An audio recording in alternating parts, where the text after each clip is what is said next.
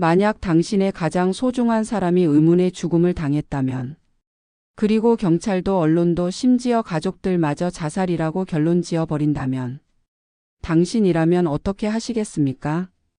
오늘 들려드릴 이야기의 주인공은 이렇게 선택했습니다. 3년간의 치밀한 계획을 세워 살인자의 집에 직접 들어가기로 말이죠.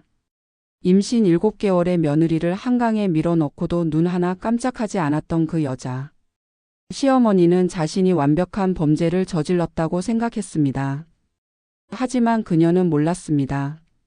죽은 며느리에게 쌍둥이 동생이 있다는 것을. 과연 쌍둥이 동생은 숨겨진 비밀을 밝혀낼 수 있을까요? 그리고 그 과정에서 자신도 살아남을 수 있을까요? 지금부터 들려드릴 이야기를 끝까지 들어주시길 바랍니다. 마지막 반전은 정말 상상도 못하실 겁니다.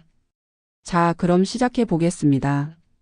겨울의 한강이 가장 차가웠던 그날 밤부터 잔혹할 만큼 차가운 바람이 부는 겨울이었습니다. 매서운 바람이 강 위를 스치고 하얀 눈발이 가로등 불빛에 흩날리며 음산한 기운을 더했습니다. 자정이 훌쩍 넘은 시각 고급 외제 세단 한 대가 인적 드문 강변 도로를 달리고 있었습니다. 운전석에는 55세의 박선영이 앉아 있었습니다. 잘 관리된 외모와 고급스러운 코트 차림으로 언뜻 보기에는 우아한 중년 여인이었지만 그 눈빛은 차갑고 계산적이었습니다. 조수석에는 25세의 이하연이 자리했습니다. 임신 7개월 차의 그녀는 불안한 듯 두 손으로 배를 감싸쥐고 있었습니다. 하연이 불안한 목소리로 물었습니다. 어머니, 이렇게 늦은 밤에 갑자기 드라이브라니. 무슨 일 있으세요? 선영은 앞만 바라본 채 무표정하게 대답했습니다. 가끔은 생각을 정리할 시간이 필요해. 짧은 대화였지만 하연은 직감적으로 무언가 불길함을 느꼈습니다. 임신한 몸으로 그것도 한겨울 새벽에 강변까지 산책을 이유로 불려 나온다는 건 납득하기 어려운 일이었습니다. 차는 한강 난간 가까이에 멈춰 섰습니다. 엔진이 꺼지자 정막이 흘렀고 강 위로 매서운 바람이 휘몰아쳤습니다. 선영이 먼저 차에서 내렸습니다. 그녀는 차분한 걸음으로 난간 쪽으로 다가갔습니다. 잠시 망설이던 하연도 따라 나섰습니다. 차갑게 언 땅 위에서 두 여인이 마주 섰습니다. 선영이 천천히 입을 열었습니다. 하연아, 미안하다. 하연이 놀란 얼굴로 뒤돌아보려는 순간 선영의 손이 그녀의 등을 강하게 밀쳤습니다. 짧은 비명과 함께 하연의 몸은 난간을 넘어 차가운 강물 속으로 추락했습니다. 임신부의 몸은 순식간에 물속으로 가라앉았습니다. 선영은 눈 하나 깜짝하지 않고 그 장면을 지켜보았습니다. 잠시 후 휴대폰을 꺼내 119에 전화를 걸었습니다. 목소리는 절망에 빠진 시어머니의 연기로 가득 차 있었습니다. 여보세요? 큰일 났어요. 우리 며느리가 한강에 빠졌어요. 연기처럼 완벽한 절규였지만 그녀의 눈에는 단 한 방울의 눈물도 맺히지 않았습니다. 그렇게 3년이 지났고 봄바람이 부는 서울 시내. 작은 카페의 창가에 앉아 신문을 읽는 한 여인이 있었습니다. 그녀는 언뜻 보기엔 평범했지만 신문 속 사진과 똑같은 얼굴이었습니다. 하연의 쌍둥이 동생 하진이었습니다. 신문 일면에는 굵은 제목이 실려 있었습니다. 재벌가 며느리 한강 투신 3주기 추모식 열려. 하진은 손끝이 떨리도록 신문을 움켜쥐었습니다. 언니의 죽음이 단순한 사고일 리 없다는 확신은 시간이 지날수록 점점 커졌습니다. 언니는 어린 시절 계곡에서 빠진 경험 때문에 물가 근처에도 가지 못했습니다. 게다가 임신 7개월의 여성이 스스로 목숨을 끊는다는 건 말이 안 됐습니다. 무엇보다도 언니가 죽기 직전 보낸 문자 메시지가 있었습니다. 하진아, 시어머니가 이상해. 뭔가 계획하고 있는 것 같아. 이 메시지는 지우지 마. 그게 마지막 연락이었습니다. 그날 이후 언니의 휴대폰은 영원히 꺼져 있었습니다. 하진은 눈을 감고 이를 악물었습니다. 언니의 억울한 죽음을 반드시 밝혀내리라 다짐했습니다. 며칠 후 하진은 경찰 출신의 사립탐정 김정우를 찾아갔습니다. 그의 사무실은 낡았지만 벽에는 수많은 사건 기록과 자료들이 가득했습니다. 하진이 사진을 내밀며 말했습니다. 이 여자를 조사해 주세요. 이름은 박선영, 죽은 제 언니의 시어머니예요. 정우는 찬찬히 살펴보더니 물었습니다. 자살이 아니라는 확실한 증거가 있습니까? 언니는 절대 자살할 사람이 아니에요. 무엇보다 마지막 문자에서 어머니를 두려워했어요. 정우는 잠시 그녀의 눈빛을 바라보다 고개를 끄덕였습니다. 며칠 후 정우는 충격적인 사실을 가지고 왔습니다. 선영의 첫 번째 남편 철민이 15년 전 사망했는데 당시에도 수상한 점이 있었다는 것이었습니다. 사인은 우울증에 의한 자살이라 했지만 보험금 50억이 즉시 지급됐고 수혜자는 박선영 단 한 명이었습니다. 하진의 눈이 커졌습니다. 며느리에게도 거액의 보험이 걸려 있었다는 사실까지 알게 되자 하진은 결심했습니다. 제가 직접 증거를 찾겠어요. 그 여자의 집에 들어가서. 정우가 경악하며 만류했지만 하진의 결연한 의지 앞에서 더 이상 막을 수 없었습니다. 하진은 완벽한 가짜 신분을 준비했습니다. 이름은 정미연, 35세, 10년 경력의 가정부. 머리를 짧게 자르고 안경을 쓰며 화장법과 옷차림까지 바꿔 완전히 다른 사람이 되었습니다. 강남의 고급 저택 선영의 집.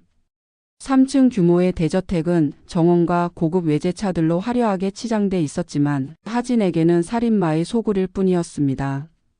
면접날 선영은 우아한 미소로 그녀를 맞이했습니다. 경력이 꽤 되네요. 이전 집에서는 무슨 일을 하셨죠? 하진은 목소리까지 낮추고 차분하게 연기했습니다. 선영은 잠시 하진을 뚫어지게 바라봤습니다. 3년 전 죽은 며느리와 닮은 얼굴이었지만 흔한 얼굴이었고 짧은 머리 안경 나이 들어 보이는 분장 덕분에 결국 의심하지 못했습니다. 좋아요. 내일부터 출근하세요. 그렇게 하진은 드디어 적진으로 들어가게 되었습니다. 언니의 복수를 위한 첫걸음이었습니다. 그날 저녁 저택의 주인 아들 최태윤이 집에 돌아왔습니다.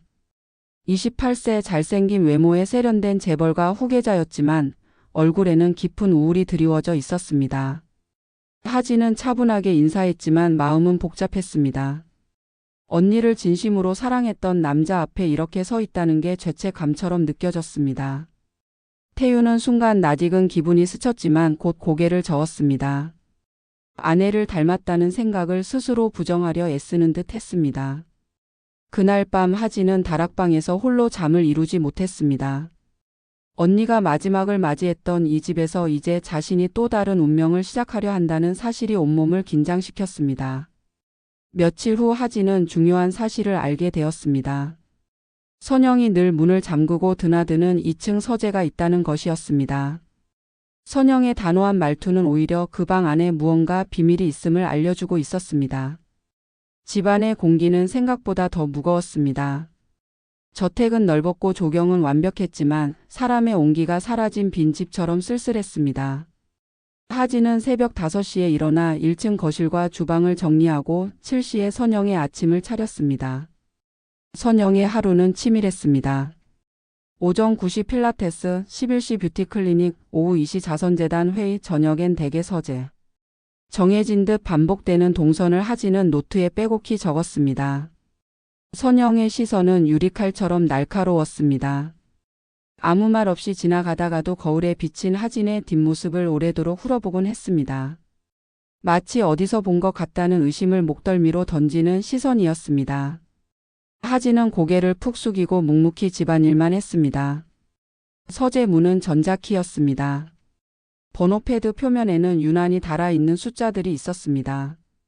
조합은 무궁무진했지만 보통 사람은 기념일이나 생일을 쓰기 마련이었습니다. 사립탐정 정우가 건네줬던 얇은 상자 속 펜 모양의 초소형 카메라, 손목시계 속 녹음기, 얇은 카드형 자물쇠 오프너 그리고 바늘처럼 가는 피킹 툴을 사용할 날이 다가오고 있었습니다. 둘째 주 수요일 선영이 자선재단 이사회로 오래 비우는 날이었습니다. 차가 대문을 나서고 방범업체 점검원이 한 번 다녀간 뒤 저택은 고요해졌습니다. 하진은 청소용 카트를 밀고 2층으로 올라갔습니다. 서재 앞에서 하진은 귀를 문에 대고 안쪽 움직임을 확인했습니다. 적막했습니다. 카드 오프너를 홈에 밀어 넣었다가 곧 멈췄습니다. 전자락이지만 내부에 물리적 걸쇠가 하나 더 있었습니다. 이중 잠금이었습니다. 피킹 툴을 바꿔 힘을 주지 않고 살짝살짝 울림만 읽었습니다. 마지막 핀이 들어가는 감촉이 느껴졌습니다. 문이 숨을 내쉬듯 조금 열렸습니다. 커튼이 반쯤 닫힌 서재에는 3개의 책장, 낮은 캐비닛, 그리고 유리 상판에 책상이 있었습니다. 책상 위에는 아무것도 없었습니다. 대신 책상 아래 무릎이 닿는 깊숙한 곳에 작은 금고가 박혀 있었습니다. 키패드에는 허연 손때 자국이 번져 있었습니다. 하진은 숨을 고르고 태윤의 생일을 떠올렸습니다. 잠시 후 잠금이 해제되었습니다. 금고 안에는 파일 박스 2개와 USB 메모리, 봉투 서너 개가 가지런히 놓여 있었습니다. 파일 박스 표지에는 스티커로 C-15, H-3가 붙어 있었습니다. C-15는 박철민, H-3는 이하연이었습니다. 선영의 정리 습관은 소름이 끼칠 만큼 깔끔했습니다. 하진은 펜카메라를 켜고 파일을 꺼내 펼쳤습니다. 한 장 한 장 넘길 때마다 렌즈는 조용히 기록했습니다. 과거의 보험 가입 내역, 사망 당시의 지급 결정서, 정신과 처방 기록 사본들이 나왔습니다. 우울증 진단서. 이것 또한 분명히 위조 가능성이 있었습니다. 브레이크 패드 교체 기록이라 쓰인 카센터 영수증도 있었습니다. 사고 일주일 전 하연의 차량이었습니다. 작업 항목에 작은 별표가 찍혀 있었고 옆 여백에는 완료라는 선영의 필체가 있었습니다. 그리고 A사 2장짜리 문서가 나왔습니다. 상단에 쓰인 제목은 이하연 처리 계획이었습니다. 하진의 손끝이 떨렸습니다. 문서에는 날짜, 위치, 유인 방법, 사후 대응까지 칸칸이 나뉘어 적혀 있었습니다. 임신 7개월. 호르몬 기복에서 우울증 프레임 가능, 한강변 야간 드라이브 제한, 경찰 119 신고 타이밍 35분 후물속 침강 확인 후 보험금 30억. 수령 후 재단 계정 전환 외부 감시 회피용이라는 내용들이었습니다. 끝부분에는 선영의 필체로 적힌 메모가 붙어 있었습니다. 흔적 정리, 휴대폰, 텍스트 삭제. 일기장 확인 필요. 하진은 이를 악물고 눈을 질끈 감았다가 떴습니다. USB를 집어 들었습니다. 라벨에는 날짜와 이니셜들이 적혀 있었습니다. 심장이 요동쳤습니다. 성급한 흔적은 화를 부른다고 생각한 하진은 USB를 그대로 두고 손목시계를 책상 유리 아래로 미세하게 밀어 넣었습니다. 내장 마이크가 서재의 대화와 소음을 오래 기록할 수 있도록 했습니다. 그때 현관문 열리는 소리가 아래층에서 가볍게 울렸습니다. 선영이었습니다. 예정보다 이른 귀가였습니다. 하진은 심호흡을 했습니다. 파일을 다시 정확히 원래 순서대로 메모에 접힌 각도까지 맞춰 넣었습니다. 금고 문을 잠그고 서재 문을 바짝 닫았습니다. 계단 위에서 마주친 선영의 미소는 어딘가 달랐습니다. 하진이 공기청정기 필터를 갈았다고 둘러댔지만 선영은 하진의 얼굴을 아주 가까이서 들여다봤습니다. 너무 가까워서 숨결이 느껴질 만큼이었습니다. 그러고는 피식 웃으며 말했습니다. 조심은 어디서부터 어디까지 해야 하는지 곧 배우게 될 거예요. 그날 저녁 식탁에 버섯 전골이 올랐습니다. 선영이 자신이 좋아하는 메뉴라 직접 준비했다며 보글보글 끓는 냄비를 내왔습니다. 선영이 사발에 전골을 푸는 손목이 매끈하게 돌아갔습니다.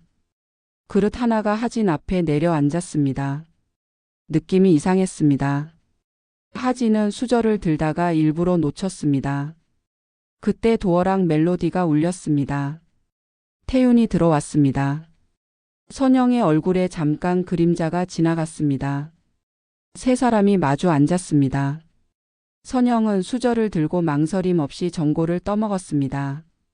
하진은 그 모습을 보며 머릿속이 복잡해졌습니다. 진짜 독이면 본인 입에도 넣을 리가 없다고 생각했습니다. 하지만 태윤이 한 숟갈을 뜨는 순간 선영의 손이 그릇을 살짝 밀었습니다. 전골 위쪽에서 건져 올린 버섯들만 모여있는 사발이 태윤 쪽으로 미끄러지지 않게 막았습니다. 아주 사소한 그러나 명백한 제동이었습니다. 식사는 그럭저럭 지나갔습니다. 바깥에 비가 오기 시작했습니다. 설거지를 하던 하진의 휴대폰이 부엌 수납장 안에서 떨렸습니다. 사립탐정 김정우였습니다. 정우는 사진을 잘 받았다며 브레이크 영수증과 계획 문서가 강력한 증거라고 했습니다.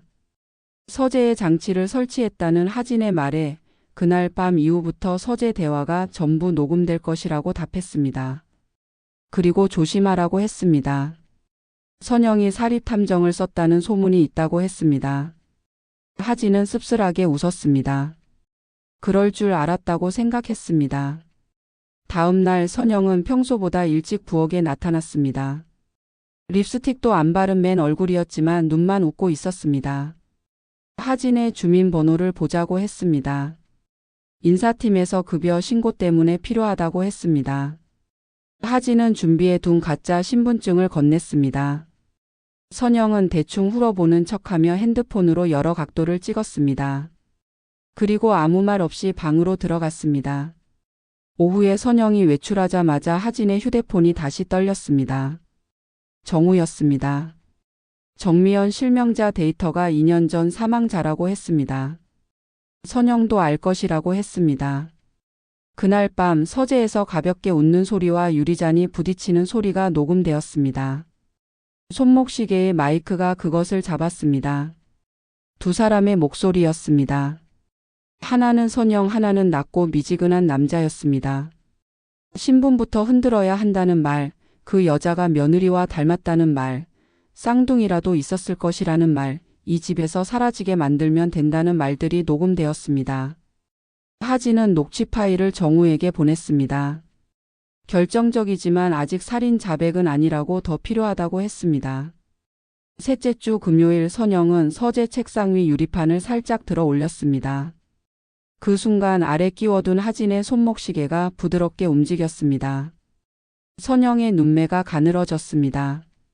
유리판을 들어 올리는 손이 멈추고 곧 아주 천천히 원위치로 내려놓았습니다. 선영은 아주 작게 중얼거렸습니다. 귀여운 장난감이네. 그녀는 책상 서랍에서 작은 금속 상자를 꺼냈습니다.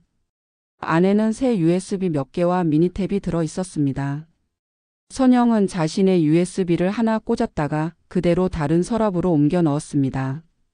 동선이 달라졌습니다. 감시를 의식했다는 뜻이었습니다. 하진은 정면을 포기하고 우회했습니다. 서재 맞은편 게스트룸 벽면 콘센트 커버를 열어 얇은 납작형 카메라를 끼웠습니다. 프레임 라인과 거의 동일한 두께로 육안으로는 티가 나지 않는 위치였습니다. 카메라는 서재 문을 향해 비스듬히 시야를 잡았습니다. 그 즈음 태유는 조금씩 달라졌습니다. 술을 끊기 시작했고 아침이면 마당에 나와 조깅을 했습니다. 그리고 가끔 부엌에서 하진과 마주 앉아 커피를 마셨습니다. 태윤이 말했습니다. 미연 씨 커피는 이상하게 마음이 편해져요. 하진은 대답했습니다. 커피가 아니라 대화 때문 아닐까요?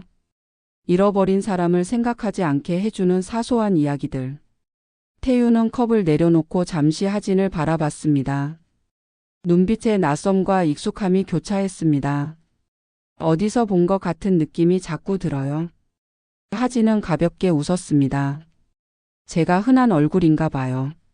아니요. 흔하지 않아요. 이상하게 따뜻합니다.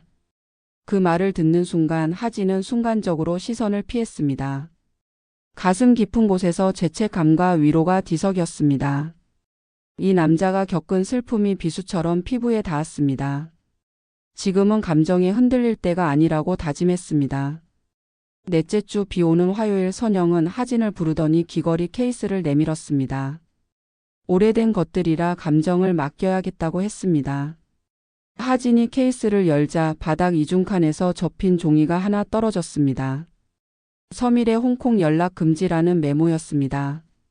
가장자리에는 위험 조심이라는 빨간 펜 자국이 있었습니다. 남편 박철민의 정부였던 그 이름이 아직도 살아 있었습니다. 하진은 메모를 다시 접어 제자리에 넣었습니다. 대신 펜카메라로 찍어 김정우에게 사진을 보냈자 금세 메시지가 왔습니다. 서미래가 15년 전 출국해서 현재 홍콩에 체류 중이라고 보험금 지급 무렵에 사라졌다고 연락을 시도해 보겠다고 했습니다. 그날 밤 서재 문 너머로 선영의 통화가 녹음되었습니다. 그쪽도 입 다물고 있어야 한다는 말, 그때 일 다시 파면 당신도 끝이라는 말, 돈을 예전처럼 보내주겠다는 말, 그리고 집에 벌레가 하나 들어왔으니 곧 치워야 한다는 말이었습니다. 하진은 녹음 파일을 듣다가 자신을 벌레라고 부르는 단어에 씁쓸하게 웃었습니다. 벌레라면 숨고 기다릴 줄 안다고 생각했습니다. 다섯째 주 금요일 선영이 장을 보고 돌아왔습니다. 다시 전골이었습니다.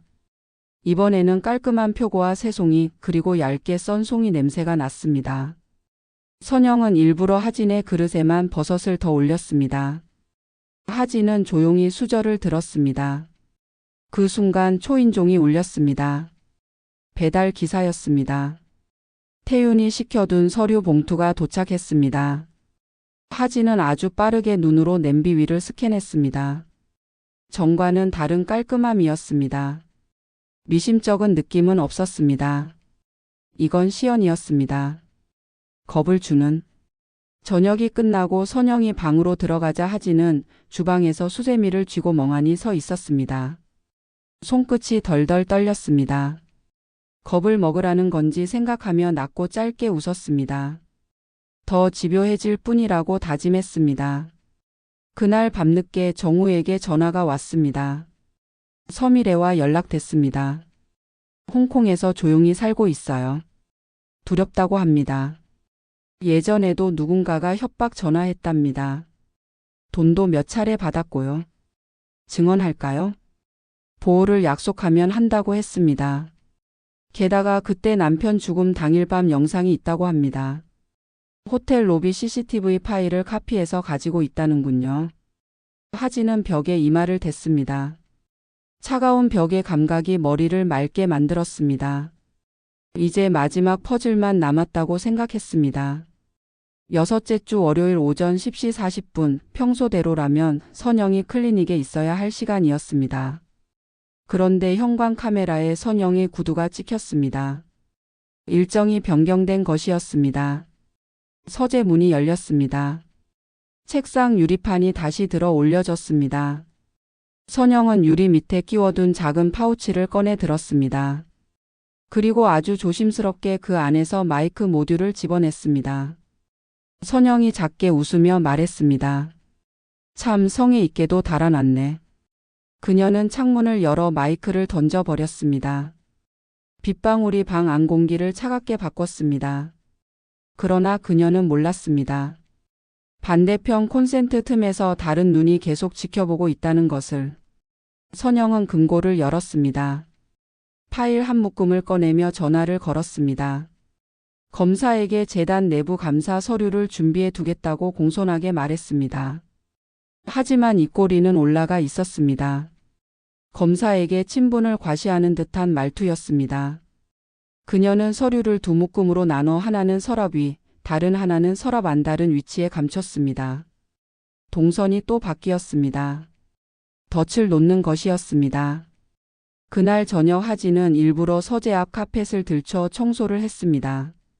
선영이 계단에서 내려오다 서재 앞에서 멈췄습니다. 정말 성실하네. 카펫 밑까지. 먼지가 많아서요. 둘의 눈빛이 허공에서 부딪혔습니다. 말끝마다 숨겨진 이빨이 있었습니다. 누군가 피를 내기 전까지는 끝나지 않을 숨바꼭질이었습니다. 일주일 뒤 선영은 하진을 부르더니 갑자기 다정한 말투로 말했습니다. 미연 씨 고생 많죠? 급여를 올려줄게요. 대신 충성해요. 충성이라면요? 내가 아니오라고 할 때 예라고 대답하는 연습. 간단하죠? 하진은 눈을 내렸습니다. 예, 사모님. 그 밤 하진은 다시 서재 금고 앞에 섰습니다. 키패드를 누르지 않았습니다.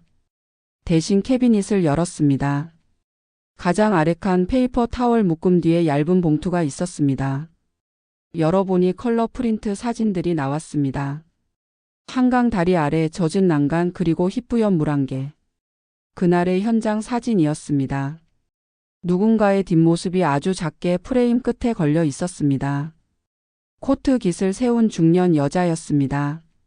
해상도는 나빴지만 실루엣은 분명했습니다. 하진은 사진 뒷면 날짜를 확인했습니다. 언니가 죽은 날 새벽 경찰이 오기 전이었습니다. 누가 찍었을까 생각했습니다. 그 순간 복도 쪽에서 마른 기침 소리가 났습니다. 하진은 사진을 원위치에 넣고 캐비닛 문을 닫았습니다. 발소리가 가까워졌습니다. 서재 문 앞에서 멈추는 발자국이 들렸습니다. 그러나 문은 열리지 않았습니다. 선영의 목소리가 문 밖에서 들렸습니다. 미연 씨, 밤에는 잠을 자요. 미연 씨는 가정부지 도둑이 아니잖아. 하진은 손등에 힘이 들어가는 것을 느꼈습니다. 예, 죄송합니다. 쓰레기 봉투를 잘못 묶어서 냄새가 나길래. 잠시 침묵이 있었습니다. 그리고 구두굽 소리가 멀어졌습니다. 하진은 무릎이 풀릴 듯 몸을 벽에 기댔습니다. 한 끗 차이였습니다. 다음 날 아침 태윤이 하진에게 커피를 건네며 씁쓸하게 웃었습니다. 이 집은 말이 많아요. 사람보다 말이 많은 집. 그가 돌아서려다 다시 섰습니다. 미연 씨, 혹시 하연을 기억하나요? 하진의 손끝이 미세하게 떨렸습니다. 사진으로만요. 아주 단정한 분 같았어요. 맞아요. 단정하고 따뜻하고 바보 같을 만큼 착했어요. 그래서 그날도 저는 끝까지 믿었어요. 스스로 그런 선택을 했다고. 하진은 컵을 내려놓고 천천히 고개를 들었습니다. 믿고 싶은 걸 믿게 되죠. 상처가 너무 크면 진실보다 믿음이 더 쉬우니까요. 태윤은 숨을 길게 내쉬었습니다. 그날 오후 경찰서에서 연락이 왔습니다. 부검 보관 샘플 재검토가 승인되었다는 소식이었습니다. 사리탐정 김정우가 뛰어다닌 결과였습니다. 박철민 사건의 오래된 샘플에서 그 시절에는 검출하기 어려웠던 저용량 독성 알칼로이드 흔적이 나왔습니다. 하연 차량의 브레이크 패드에서도 의심되는 절단 흔적 보고서가 확보되었습니다. 조각들이 모였습니다. 그러나 마지막 하나 선영의 입만 열리면 끝이었습니다. 7째 주 밤 비가 왔습니다. 저녁 식사 자리에서 선영은 잔을 들었습니다. 미연 씨 같이 먹어요. 건배할까요? 우리 집에 와줘서 고마워요. 영광입니다, 사모님. 잔이 부딪혔습니다. 그 소리가 유난히 길게 울렸습니다. 선영이 웃으며 말했습니다. 근데 말이에요, 미연 씨. 사람은 누구나 비밀이 있죠. 당신 비밀은 얼마나 예쁠까? 제 비밀이요? 그래요. 예를 들면 이름, 얼굴, 과거. 과거는 묻지 않으셔서 좋았어요. 오늘은 묻고 싶네요. 하진은 잠깐 미소를 지었습니다. 저도 묻고 싶은 게 있어요. 사모님 비밀은 얼마나 추할까요? 선영의 미간이 아주 조금 꿈틀거렸습니다. 그러나 곧 웃음으로 봉합했습니다. 추하든 예쁘든 비밀은 비밀이죠. 노출되면 값이 떨어지거든. 그때 태윤이 들어왔습니다. 무슨 얘기예요? 비밀 얘기. 태윤이 계단을 오르자 선영의 웃음이 사라졌습니다. 미연 씨, 내일부터는 2층에는 올라오지 말아요. 당신 일은 1층까지. 네? 사람 일에는 선이 있어요. 그 선을 넘는 순간 끝인 거야. 하진은 고개를 숙였습니다. 이제 거의 끝났다고 생각했습니다. 그 밤 선영은 누군가에게 또 전화를 걸었습니다. 이제 마무리할 때라고 재단 회계도 정리하라고 그 여자는 알아서 하라고 집에서 사라지게 하면 된다고 예전처럼 하라고 말했습니다. 콘센트 카메라는 문이 열리고 닫히는 모든 순간을 기록했습니다.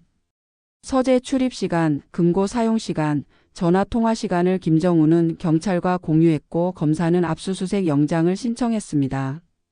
다음 주 수요일 오전 9시 선영이 클리닉에 가 있는 시간에 문서와 금고를 확보할 계획이었습니다. 그러나 운명은 늘 가장 얄궂은 타이밍을 골랐습니다.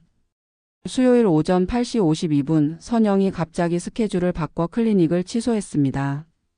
서재 금고에서 파일을 2개 꺼낸 그녀가 갑자기 고개를 들었습니다. 천장 구석에 아주 미세한 점 렌즈를 발견한 것이었습니다. 그녀의 눈길이 그 점과 딱 마주쳤습니다. 잡았다. 선영은 의자에 앉아 다리를 꼬았습니다. 그리고 아주 또렷한 목소리로 혼잣말을 시작했습니다. 사람이 물에 빠지면 몇 분 만에 가라앉는지 알아? 그것도 임신 7개월 어떨까? 난 기다렸지. 정확히 3분. 하진은 숨이 멎을 것만 같았습니다. 이어폰으로 서재의 음성이 생생히 흘러들었습니다. 선영은 일부러 또렷하게 천천히 문장마다 쉼을 주며 독백을 계속했습니다. 119는 반드시 4분 뒤. 너무 빠르면 의심하고 너무 늦으면 보험이 꼬여. 연기는 눈에서부터 시작해. 붉어지는 코끝, 떨리는 어깨에 가라앉는 목소리. 그녀는 고개를 들어 렌즈를 바라봤습니다. 들리니? 벌레. 그리고 미소 지었습니다. 오늘 게임 끝내자. 그 순간 현관 도어락이 울렸습니다. 경찰은 아직 올 시간이 아니었습니다. 발소리 하나, 익숙한 구두굽 소리였습니다. 태윤이었습니다. 선영은 금고를 닫지 않았습니다. 문서 한 장을 집어 들었습니다. 이하연 처리 계획이었습니다. 그 종이를 손에 든 채 서재 문으로 걸어 나왔습니다. 복도 끝에서 하진과 마주 섰습니다. 둘 사이의 공기는 얇고 팽팽한 막처럼 떠 있었습니다. 미연 씨. 사모님. 이름 다시 물을게. 진짜 이름. 하진은 더 이상 피하지 않았습니다. 이하진입니다. 선영의 입꼬리가 천천히 올라갔습니다. 렌즈를 발견한 그 순간부터 그녀는 이미 제정신이 아니었습니다. 그럴 줄 알았어. 서로가 서로의 칼을 꺼내 든 순간이었습니다. 눈빛으로 호흡으로 과거 전부를 들이밀며 맞붙는 찰나였습니다. 계단 위에서 태윤이 놀란 얼굴로 둘을 바라봤습니다. 무슨 일이에요? 엄마, 그게 뭐예요? 선영은 종이를 가볍게 흔들었습니다. 가짜가 집에 들어왔네. 우리 집에? 하진은 한 걸음 앞으로 나갔습니다. 가짜는 저 사람이에요. 착한 어머니의 가면을 쓴 살인자. 집 안의 공기가 무너졌습니다. 정적은 장전된 총 같았습니다. 누가 먼저 방아쇠를 당길지 모르는 마지막 한 뼘의 거리였습니다. 다음 순간 누군가의 손이 종이를 낚아챘습니다. 태윤이었습니다. 그의 눈이 활자들을 hul었습니다. 임신 7개월 우울증 프레임 한강 보험. 그의 입술이 새하얗게 말라갔습니다. 이게 뭐예요? 선영은 대답하지 않았습니다. 대신 아주 조용히 부엌 쪽으로 걸어갔습니다. 서랍을 열고 칼을 꺼냈습니다. 게임은 항상 내가 끝내. 이미 제정신이 아닌 그녀의 발끝이 한 번, 2번 마룻바닥을 찍었습니다. 하진은 호흡을 낮췄습니다. 태윤은 종이를 움켜쥔 손이 파르르 떨렸습니다. 거실 시계가 9시를 알렸습니다. 그리고 집 밖에서 또 다른 소리가 겹쳐 울리기 시작했습니다. 멀리서 다가오는 높고 날카로운 사이렌 소리였습니다. 사이렌 소리가 저택을 뒤흔들며 다가왔습니다. 파란 불빛이 벽을 타고 번져 들어오자 선영은 칼을 움켜쥔 채 거실 한복판에 서 있었습니다. 하진은 소파에 몸을 기댄 채 숨을 고르며 손목에서 흐르는 피를 꾹 눌러 막고 있었습니다. 태윤은 손에 쥔 문서를 바라보며 현실을 부정하려는 듯 고개를 저었습니다. 잠시 후 경찰들이 들이닥쳤습니다. 무기를 내려놓으십시오. 형사들이 총을 겨누자 선영은 광기 어린 웃음을 터뜨렸습니다. 내가 뭘 잘못했는데? 살기 위해 한 것뿐이야. 그러나 형사들이 포위망을 좁히자 그녀는 마지막 발악을 시도했습니다. 칼을 치켜들고 하진을 향해 달려들었지만 태윤이 몸을 날려 막아섰습니다. 칼은 그의 팔을 스치며 떨어졌고 그 틈을 타 형사들이 선영을 제압했습니다. 그녀의 손목에 차가운 수갑이 채워졌습니다. 선영이 악을 쓰며 소리쳤습니다. 이거나. 내가 누굴 위해서 이렇게 했는데. 그러나 그녀의 발버둥은 오래가지 못했습니다.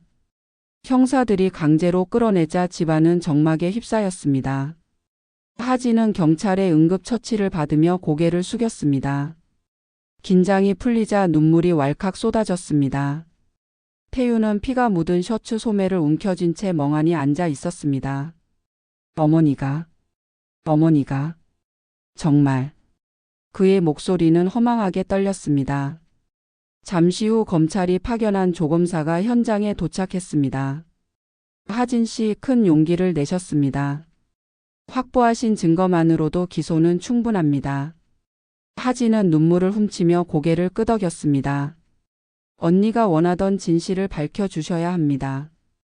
제발. 조검사는 단호히 대답했습니다. 걱정 마십시오. 이번 사건은 철저히 수사해 반드시 법정에서 단죄하겠습니다. 언론은 이미 사건을 크게 다루기 시작했습니다. 재벌가 며느리 살해, 시어머니가 범인, 15년 전 남편 의문사, 재수사 착수 완전 범죄를 꿈꾼 연쇄살인마의 최후라는 제목들이 신문과 방송에 연일 보도되었습니다. 사회 전체가 충격에 빠졌고 시민들은 분노했습니다. 선영은 경찰서 유치장에서 처음에는 완강히 부인했습니다. 모두 조작이라고 왜 그런 짓을 하겠냐고 항변했습니다. 그러나 서재에서 발견된 친필 문서, 보험 수령 내역, 그리고 15년 전 박철민의 사망 진단서까지 모두 선영의 죄를 가리키고 있었습니다. 국과수의 필적 감정 결과도 동일했습니다. 더 이상 부인할 여지가 없었습니다. 결국 첫 검찰 조사에서 선영은 무너져 내렸습니다. 맞습니다. 제가 했습니다. 남편도 며느리도 모두 제가 했습니다. 하진은 조사실 바깥에서 그 자백을 들으며 눈을 감았습니다. 언니의 억울함이 마침내 드러난 순간이었지만 마음속 깊은 곳에는 벅찬 슬픔이 일렁였습니다. 언니는 돌아오지 않기 때문이었습니다. 재판은 사회적 파장을 몰고 왔습니다. 방청석에는 기자와 시민들이 가득 모였습니다. 증인석에 선 하진은 목소리를 떨며 증언했습니다. 언니는 절대 스스로 목숨을 끊을 사람이 아니었습니다. 임신한 상태였고 무엇보다 물을 두려워했습니다. 언니는 시어머니에게 살해당했습니다. 태윤 역시 증언했습니다. 어머니의 범행을 용서할 수 없습니다. 아내는 정말 선한 사람이었습니다. 돈 때문에 그런 아내를 죽인 사실을 절대 받아들일 수 없습니다. 게다가 아버지까지. 검찰은 최종 논고에서 강하게 주장했습니다. 피고인 박선영은 남편과 며느리를 연달아 살해한 연쇄살인범입니다. 그 동기는 오직 탐욕이었고 수법은 지극히 치밀했습니다. 사회적 파급력과 범행의 잔혹성을 고려하여 사형이 불가피합니다. 변호인은 정신 이상과 경제적 공공을 이유로 감형을 요구했지만 재판부는 받아들이지 않았습니다.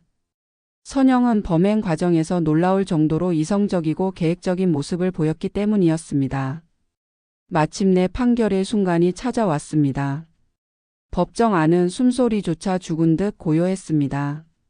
판사가 판결문을 낭독했습니다. 피고인의 범행은 극도로 잔혹하고 계획적입니다. 피해자들은 피고인을 믿고 의지했으나 피고인은 그 신뢰를 악용하여 두 생명을 앗아갔습니다. 따라서 본 법원은 피고인 박선영에게 사형을 선고합니다. 방청석 곳곳에서 탄식과 환호가 동시에 터져 나왔습니다. 하진은 눈물을 흘리며 속으로 언니에게 말했습니다. 언니, 이제는 편히 쉬어. 선영은 판결을 듣고도 미동조차 하지 않았습니다. 마지막 남은 자존심마저 꺾인 듯 고개를 떨군 채 연행되었습니다. 이렇게 해서 15년에 걸친 선영의 범죄는 마침내 막을 내렸습니다. 하연의 억울함이 드디어 세상에 밝혀졌고 하진의 복수는 완성되었습니다. 그러나 남은 이들의 가슴 속 상처는 쉽게 아물지 않았습니다. 선영에게 사형이 선고된 지 반년이 흘렀습니다. 세상은 여전히 떠들썩했지만 하진과 태유는 조용히 상처를 치유하며 새로운 삶을 준비했습니다. 태유는 회사를 정리하고 새로운 길을 모색했습니다. 그는 어머니의 범죄로 얼룩진 집안의 이름을 씻고 싶었습니다. 무엇보다 아내 하연의 억울함을 사회적으로도 기억되게 하고 싶었습니다. 어느 날 태윤이 제안했습니다. 하진 씨, 하연 씨의 이름으로 장학재단을 세우고 싶습니다. 하진은 눈물이 고인 채 고개를 끄덕였습니다. 언니가 기뻐할 것 같아요. 좋은 생각입니다. 그리하여 하연 장학재단이 설립되었습니다. 재단은 경제적 형편 때문에 학업을 포기하는 학생들에게 장학금을 지원했습니다. 매년 수십 명의 청소년들이 하연 장학금을 받으며 꿈을 키워갔습니다. 시간이 흐르며 두 사람은 조금씩 서로를 의지하게 되었습니다. 처음에는 상처를 나누는 동반자였지만 점차 그 이상의 감정을 느꼈습니다. 어느 날 태윤이 조심스럽게 말을 꺼냈습니다. 하진 씨, 저와 함께 살면 어떻겠습니까? 하진은 오래 망설였습니다. 언니의 남편이었던 그를 사랑한다는 것이 과연 옳은 일인지 스스로 수없이 자문했습니다. 그러나 결국 마음은 하나였습니다. 언니라면 자신이 행복하길 바랄 거라는 생각이 들었습니다. 네, 저도 태윤 씨와 함께하고 싶습니다. 그 순간 두 사람의 눈에는 눈물이 번졌습니다. 장학재단도 점점 커졌습니다. 수백 명의 학생들이 장학금을 받아 대학에 진학했고 사회 곳곳에서 활동했습니다. 장학생들이 감사 인사를 전할 때마다 하진은 언니가 살아있는 듯한 기분을 느꼈습니다. 어느새 머리가 하얗게 센 하진은 다시 언니의 묘소를 찾았습니다. 눈가에 주름이 깊이 패였지만 마음만은 여전히 맑았습니다. 바람이 부드럽게 불며 나뭇잎이 흔들렸습니다. 하진은 눈을 감고 평온한 미소를 지었습니다. 언니의 억울함을 풀어준 것만으로도 충분했습니다. 그리고 그 과정에서 찾은 사랑과 행복은 예상치 못한 선물이었습니다. 차가운 겨울밤 한강에서 시작된 이야기는 따뜻한 봄날 새로운 희망으로 이어졌습니다. 하연의 이름은 장학재단을 통해 영원히 기억될 것이었고 하진의 용기는 많은 이들에게 감동을 주었습니다. 복수는 끝났지만 사랑은 계속되었습니다.